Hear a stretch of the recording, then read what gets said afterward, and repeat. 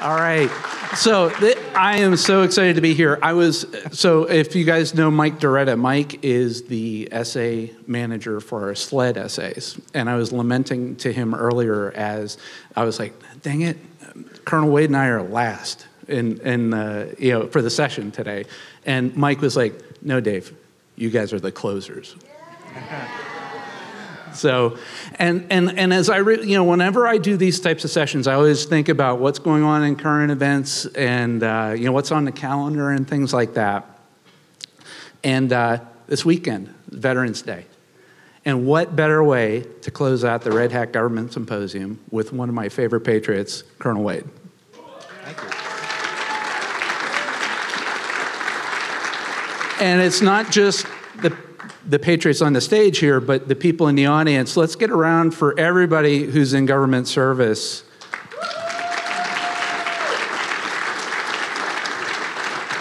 We wouldn't be here if it wasn't for you guys. So, Colonel Wade, last time we met, you had a different role. Now you have a new role. What have you been up to? Okay, since the Red Hat conference that we had up there in Boston, I've transitioned. I'm now up at, of course, the Army staff. I'm just concluding being the director of Task Force Cyber Strong, so that was a 6-month initiative for the Army as we were standing up DAMO Cyber, which is the directorate for managing all the cyber pieces at the Army level. And so think resourcing. What are we doing for our training, manning, equipping, funding, requesting the funds from Congress, and aligning priorities to the missions that we do. So that was kind of the stuff that I picked up.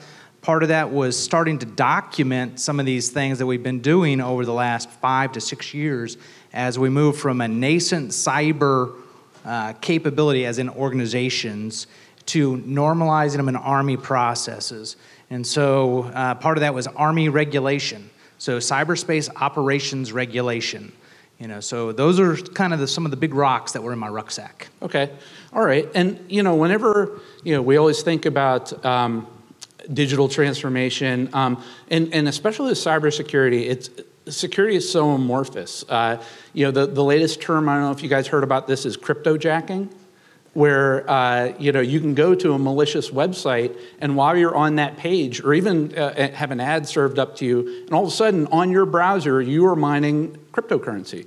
And it's like this landscape is changing so quickly. And so when we think about this type of transformation, especially with cyber and it changing, I think about people, process, and technology. From a technology standpoint, what role do you see things like open source, and what other tools do you have in your bag to address the rocks in your rucksack? Yeah, so as we look at the Army's acquisition strategies, and we look at how it used to be where it took us 5, 10, maybe more years to get a piece of equipment into the force, as well as the software and stuff that supported it or made it run, you'd see a huge lag time, and actually we were buying and purchasing and implementing old technology. Mm-hmm. So by the time it gets to the operator, the soldiers in the field, we're implementing potentially 15-year-old technology. Mm-hmm. So as we look at how industry and private companies are implementing change and rapid rollouts, spiral development, and getting that to the field, the Army and, of course, all the services are starting to look like, how do we need to modify our acquisition, our development cycles to more closely align with best practices, and how can we speed that development so that, as we're looking at whatever the next major piece of weapon system or hardware that we're purchasing, that the accompanying software that goes with it is as current and ready as we possibly can make it. And not only that, but what's the downstream? You talked about the human. So not only do we have to purchase it, but we need to make sure that the soldiers who are going to take ownership of it know how to properly operate it and implement it out there in some of the most contested, congested type environment we've ever seen. Okay, and so there is the consumption of open source, but what about, and this is where I see a lot of folks in government, whenever they get started with open source, they're just simply consuming open source, whether they download it themselves or they buy it from a vendor, but as they mature in their adoption of open source, they become contributors and living open source principles. Are you guys doing that now? Well, we have a battle of cultures. Yes. And so, yes and no. So as we look at how we have previously implemented, our procurement and implementing our software and our purchases, a lot of that has been all proprietary. We go to a specific vendor and we implement it, and everything's really secret, and we keep it behind closed doors. And half the time, even the Army might not be able to get to the software behind the actual equipment that's making it run. And when we need something done, we got to give it back. And hey, I need you to do this and get it back. But where we're being challenged is, what is that software assurance? And so as we look at, companies like Red Hat, how can best practices be incorporated? So taking a piece of software and bombarding it and testing it, and so using as many different minds and creative approaches at testing something before it is fielded and implemented actually raises the mission assurance and our confidence in being able to operate the way we want it to. Mm-hmm. Also, the Army is also looking at some of these things. Like last year, we implemented Hack the Army, where we went out to a set audience and said, hey, we want you to take a look at the Army. We set some boundaries and parameters for testing. We want you to actually hack our systems. And so we are starting to incorporate that using some vetted vetted hackers, some vetted companies that do that for us, and actually give a different point of view. What we want to avoid is that groupthink. Mm-hmm. And so as the Army, you're going to see me, if you saw some fellow officers here, we'd all be in the similar uniform. We'd have short hair, sports watches, that kind of thing. So same. And so what we want to avoid, though, and work towards is, how do we, as an Army culture, embrace some of that other aspects that is, especially if you look at culture and my age versus the 18, 19, 20-year-old soldier that I'm getting. Yes. To him, that's where he lives. He's used to being able to think through and share with his friends and reach out on the internet, and he doesn't even know the other person on the line, and get those ideas and be able to, hey, what about this?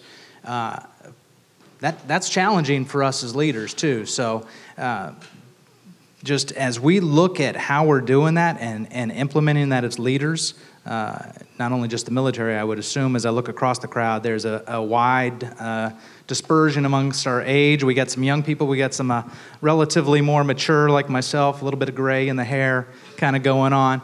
But as we think through how we're doing that, we got to embrace the what's going on, and it's amazing. Because we did a phone call before this, and one of the questions he asked me about was, what about the workforce, and how are we going to integrate them? And it's different, because we as leaders, we got to be able to reach out and be able to give power. And I think we're going to talk about McChrystal's book. Yeah. So titled Team of Teams. Team of Teams. Oh my God. So General McChrystal put out a book, Team of Teams. Awesome in terms of how he looked at organizational structure, sending power, giving power down almost to the lowest level, so that guy has the ability to think through the problem, rapidly react, and we as leaders have to trust that he's going to come up with the best answer and give him the ability to implement it. Where we as leaders need to do is give him that left and right correction. Hey, let's move it this way, a little bit that way. Maybe just draw the lines around where he needs to operate. I'm not talking about like coloring book or anything, stay on the lines. But give him the freedom to actually operate. And so that's where industry partners like you and talking with some of your teammates in the back have helped us to think through how we might do things differently and implement the solutions in a different way. Yeah, I always call that the freedom to do the right thing. Yeah. And that's where, it's funny. It's like when we talk about things like that, and it sounds a lot like Red Hat's internal culture too, where it's just basically, it's not this top-down command and control. You can't be the puppet master of everybody. You got to have these loosely these objectives that are well defined, but let people figure out how to achieve those objectives, because it could be different down on the ground. And one of the things that it's funny that whenever talking about Team of Teams, a lot of times it's like trying to get like, I guess in the past, it's sort of like getting industry to think of things the Army way, or getting the industry to think of things, or getting the Army to think of things the industry way. Do you see some tension there and areas for improvement? Yeah, typically what we say is, hey, I need this. I need widget X, and it needs to be able to do these things. Instead of going and saying, hey, smart people, here's my problem. Let's think through it together in a collective manner. Maybe put it out there for wider discussion, or at least amongst a group of individuals that we have trust with and have been vetted properly. I think that's where we're starting to grow.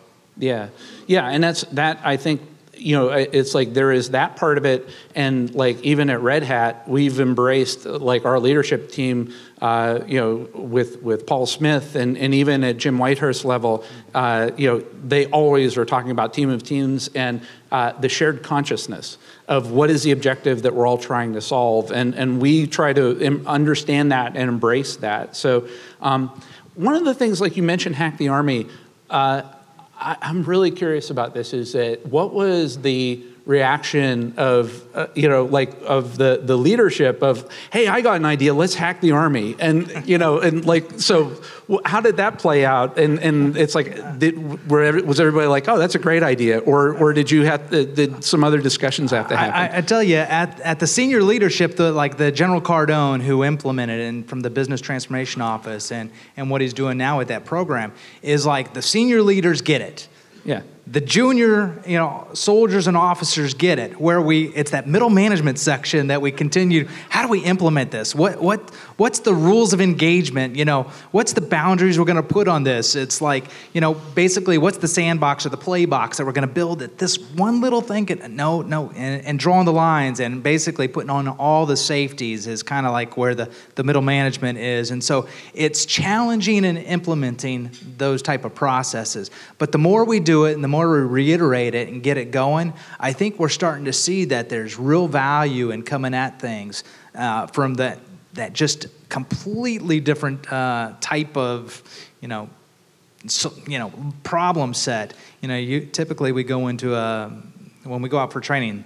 We're going to go out to the National Training Center or maybe to Fort Polk, Louisiana, and we're going to do a force-on-force, and we're given a scenario, and we're giving, okay, here is the boundaries, the live fire, impact areas over there. You only shoot that way when we're going live, and then everything else is blanks, and we get a very strict rules of engagement. And so going at things a little bit different, it challenges us, but at the same time, there's so much benefit. We found a lot of problems.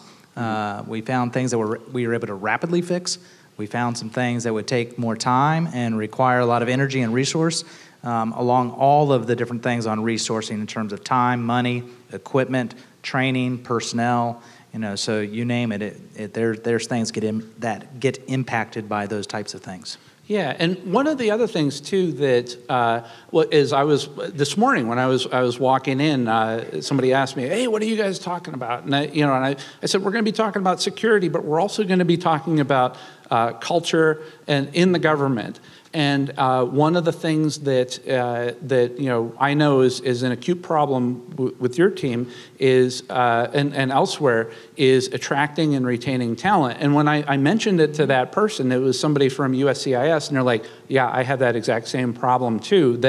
That somebody gets on board, they get all trained up, and then they go to private industry, which is great, maybe or maybe not, but what are the things that, like, advice for the folks that are having similar problems? How do you approach that from your staff and your teams? Yeah, I think we're competing in a little bit different portion of the market. Yeah. The Army, we're looking to recruit and train qualified individuals. So not only physically, ethically, morally, but also the smarts to be able to put them in a position that fits with their abilities best.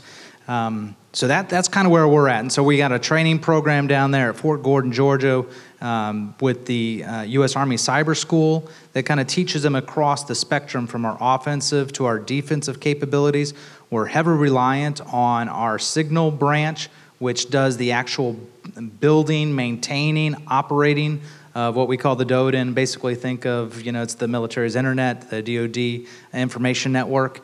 And so we need soldiers, and we can build them and train them, but then it's the developing. And so the way we look at success is we know we're not going to be able to retain all of them. Right. And so we put the mark on the wall. If we can retain 30% of the best, then we're doing really well.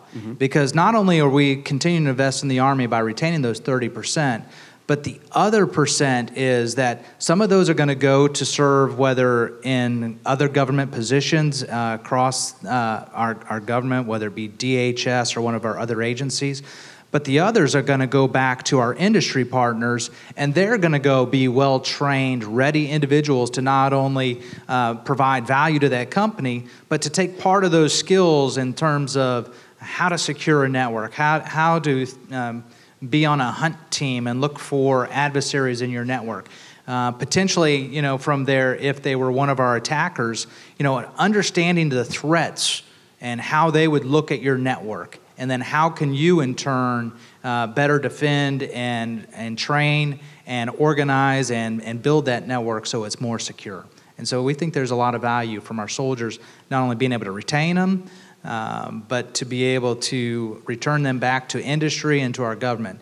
And so we also have some incentives that we keep, financial, but we think the biggest aspect is that for our soldiers, they can only do what we do when they're in this uniform for the most part. Our NSA partners, slightly different mission, but really the mission satisfaction of knowing that they can face and confront our enemies on a daily basis. Cyberspace where we're not in conflict, but there's always something going on every day in cyberspace that our soldiers are facing. So that's a unique, rewarding experience that they're able to do that on a day-to-day basis. Okay, well, we're almost out of time, but if anybody knows me and have been to my Fireside chats and panels, I always have them. My esteemed colleague do a tweet for you guys, so everybody that's live tweeting can. So if people were going to tweet one thing Colonel Wade said today, what would that be? So I'm letting him collect his thoughts. I'm letting you guys pull your phones out so we could live tweet this. But are you ready, Colonel Wade? If people were to tweet one thing. I had to put my glasses on so I could actually see, because I was kind of prepped a little bit. I knew he'd done this the last time to me, and don't count my characters, please. No. I called Twitter up, and I had them extend it to 280 characters just for Colonel Wade. So, do the spaces count as a character? Yes, they do. I know. All right. So, FY18 is the year of delivery for the Army Cyber Command. In order to accomplish this, the Army is heavily reliant on academia, our government partners, and on industry. We can't do it alone, and so I thank you for this opportunity. I look forward to working with you guys in the future, because it definitely helps end a tweet, because I know I'm out of characters, but it's all about delivery this year. So I'm gonna extend the time real quick. So the cyber branch, and so these little lightning bolts with a sword is the U.S. Army Cyber Branch, has only existed. It was created in 2014. We actually started manning it in 2015. So we are 2 years old. If you look at U.S. Cyber Command, and it was stood up in 2009, the Army services then in 2010 started to establish. So we are young. And so for us to take on the past few years and be able to develop and build capability and to start to train those soldiers. And now that we are fully trained, we have 41 fully operational capable cyber mission teams, and those go from our cyber protection teams to our combat mission teams. It is an incredible effort on the part of our Army, our government, and our industry partners that enable that. And so I think it's just amazing where we're at today. And if you watch this year for the year of delivery, when we're starting to implement and to actually exercise some of these cyber mission forces we built, I think it's going to be incredible. Awesome. Thank you, Colonel Wade. Let's give it up for our closer.